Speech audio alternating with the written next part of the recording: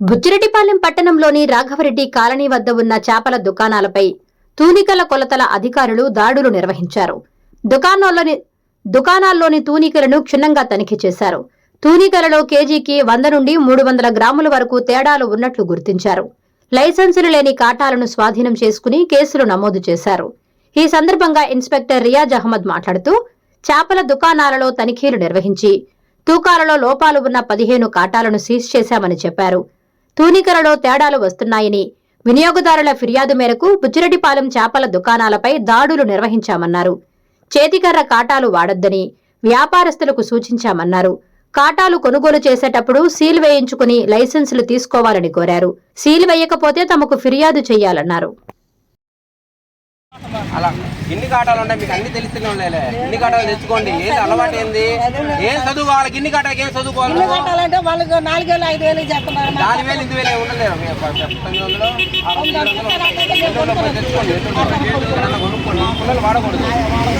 ఎంతైనా సరే పిల్లలు వాడకూడదు. ఈరోజు కాదు, ఒక్క నిమిషం కూడా వాడకూడదు. టేస్ట్లో పెడతా, మేము పెడతాంలే. తీసుకొని బయట ఆదివారం అమ్మ కాటా ఉంది, ఆడ మంచి కాటా, అది వాడుకో. నేను చెప్తా. నమస్కారం అండి, నా పేరు Shaikh Riyaz Ahmed, inspector legal metrology, Nellore. ఇక్కడ ఈ బుచ్చి నందు ప్రతి ఆదివారం ఉండేటువంటి చేపల మార్కెట్లో వాళ్ళకి ఎవరైతే కొనుగోలుదారులు ఉన్నారో వాళ్ళ కొనుగోలుదారులకు సంబంధించిన ఫిర్యాదు నిమిత్తం ఇక్కడికి ఇన్స్పెక్షన్ నిమిత్తం రావడం జరిగింది. ఇన్స్పెక్షన్లో భాగంగా దాదాపు 15 కాటాలను సీజ్ చేయడం జరిగింది. ప్రతి కాటాలను మోడు పెట్టారు. అంటే కిలోకి 200 గ్రాములు షార్ట్ ఇస్తూ ప్రజల్ని మోసం చేయడం మేము గుర్తించాము. వాటి అందరి మీద కేసులు నమోదు చేసి ఇంకా తనిఖీలు నిర్వహిస్తున్నాం. అలాగే ప్రజలకు చెప్పేటువంటి ఏంటంటే, ప్రజలు ఎవరైనా సరే కొనుగోలుదారులు వాళ్ళు కొనే ముందు కాటా యొక్క ఎలక్ట్రానిక్ కాటా జీరోలో ఉందా లేదా ఒకటి సరి చూసుకోవడము. అలాగే 1 కిలో రాయి కానీ 2 కిలోల రాయి కానీ దాని మీద ఉంచి అది కరెక్ట్గా ఉందా లేదా అనేది కూడా మీకు చెక్ చేసుకొని కొనుగోలుదారు కూడా కొనుక్కోవడం చేయడం వల్ల వాళ్ళు మోసం నుంచి మోసపోకుండా జాగ్రత్త పడే అవకాశం ఉంటుంది. అలాగే ఇలాంటి ఏదన్నా మాల్ ప్రాక్టీస్ ఇలాంటివి చేస్తుంటే మా దృష్టికి కానీ ఫిర్యాదు చేస్తే మేము వచ్చి దాన్ని తనిఖీ చేసి దాని చర్యలు తీసుకుంటామని మేము తెలియజేస్తున్నాం. ఇప్పుడు కేసులు పెట్టామండి, మొత్తం సీజ్ చేసాము.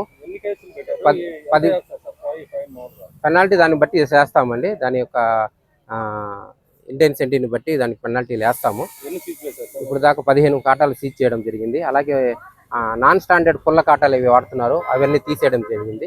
తీసి వాళ్ళకి కూడా అవగాహన కల్పించడం జరిగింది. సిఎన్డి కాటాలు వాడుకోమని వాళ్ళకి అవగాహన కల్పించాము.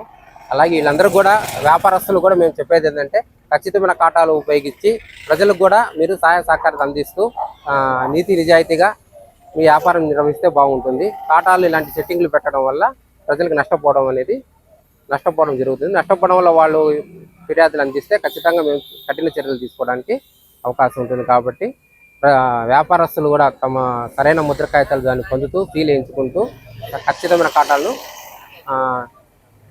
ఉపయోగించి వ్యాపారం చేయవలసిందిగా కోరుతున్నాము. పదే చేస్తే ఇలాగే కేసులు నమోదు చేసి కోర్టుకు పెట్టడం జరుగుతుందండి. వాటికి మళ్ళీ జైలు శిక్ష కూడా ఉంటుంది. ఒకటికి 4 సార్లు ఇలా చేయడం వల్ల వాళ్ళని కోర్టుకి సమర్పించడం జరుగుతుంది. కఠిన చర్యలు తీసుకోవడం జరుగుతుంది.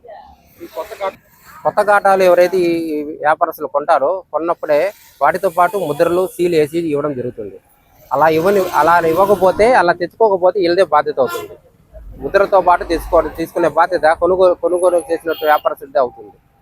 ఒకవేళ అలా ముద్ర లేకుండా ఎవరైనా అమ్మితే మాకు సమాచారం ఇస్తే తగు చర్యలు వాళ్ళ మీద కూడా తీసుకోవడానికి అవకాశం ఉంది. Please subscribe SS News AP.